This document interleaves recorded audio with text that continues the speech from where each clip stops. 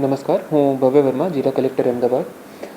અત્યારે જો વરસાદની પરિસ્થિતિ ચાલી રહી છે એના માટે હું થોડી માહિતી શેર કરી રહ્યો છું. છેલ્લા 24 કલાકમાં અમદાવાદ ગ્રામ્યમાં સૌથી વધારે વરસાદ જો થઈ છે આપણે ધોલકા તાલુકા, વિરમગામ તાલુકા અને ધંધુકા તાલુકામાં થઈ છે.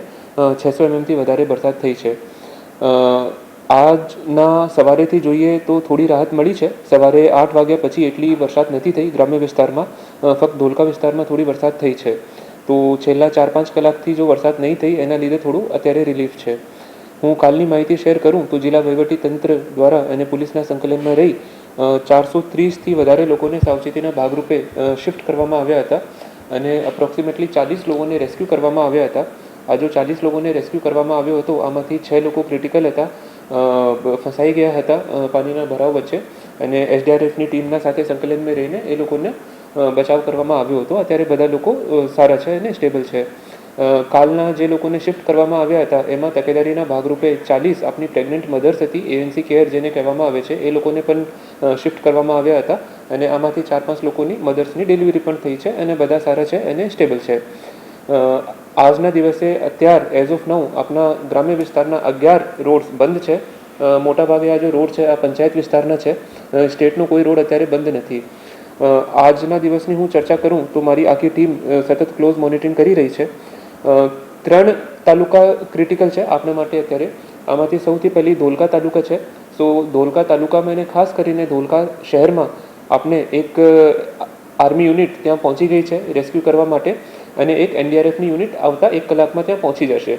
તો ધોલકા તાલુકામાં આપણી પાસે એક આર્મી યુનિટ અને એક એનડીઆરએફની યુનિટ ત્યાં સ્ટેશનની રહેશે કોઈ પણ રેસ્ક્યુની કામગીરી માટે. રાજકોટ હાઈવે ઉપર જો છે બાવલાના નજદીક ગેલેક્સ ઇન્ડસ્ટ્રી છે અને ઝાયડસ ઇન્ડસ્ટ્રીઝ છે, તે જગ્યા ઉપર પાણી ભરાયેલું છે અને ઇન્ડસ્ટ્રીઝમાં ઘણા બધા શ્રમિકો ફસાયેલા છે. એ લોકોના રેસ્ક્યુ કરવા માટે એક એસડીઆરએફની યુનિટ અને એક આર્મી યુનિટ ત્યાં પહોંચી ગઈ છે અને રેસ્ક્યુની કામગીરી ચાલી રહી છે. અને એના પછી વિરમગામમાં એક એસડીઆરએફની યુનિટ ઓલરેડી પહોંચી ગઈ છે. સો એમનો ટોટલ કરીએ તો આપણી પાસે 2 આર્મી યુનિટ અત્યારે કામ કરી રહી છે. 2 આર્મી યુનિટમાંથી એક યુનિટ અત્યારે બાવલા હાઈવે ઉપર કામ કરી રહી છે અને એક યુનિટ ધોલકા શહેર માટે કામ કરી રહી છે.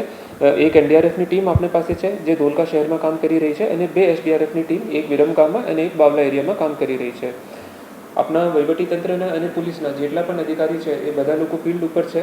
આપણી પાસે એડિશનલ કલેક્ટર છે, ડેપ્ટી કલેક્ટર છે, ડીવાયએસપીસ છે, ડિપ્ટી ડીડીઓસ છે, પોલીસની આખી ટીમ છે, મામલેદાર, ટીડીઓ, ચીફ ઓફિસર્સ અને ટીએચઓસ બધા લોકો ફિલ્ડ ઉપર છે દરેક તાલુકામાં અને સતત મોનિટરિંગ કરી રહ્યા છે અને લોકોને સહાય પાડી રહ્યા છે.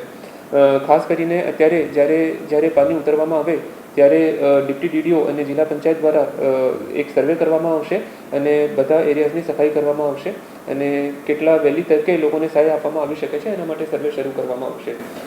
જિલ્લા સપ્લાય અધિકારી જો છે એ અત્યારે ફૂડ પેકેટ્સની તૈયારી એ લોકો કરી લીધી છે. કોઈ પણ જગ્યા ઉપર જરૂરત પડે તો ફૂડ પેકેટ ડિસ્ટ્રીબ્યુશન કરવા માટે અમે લોકો તૈયાર છે.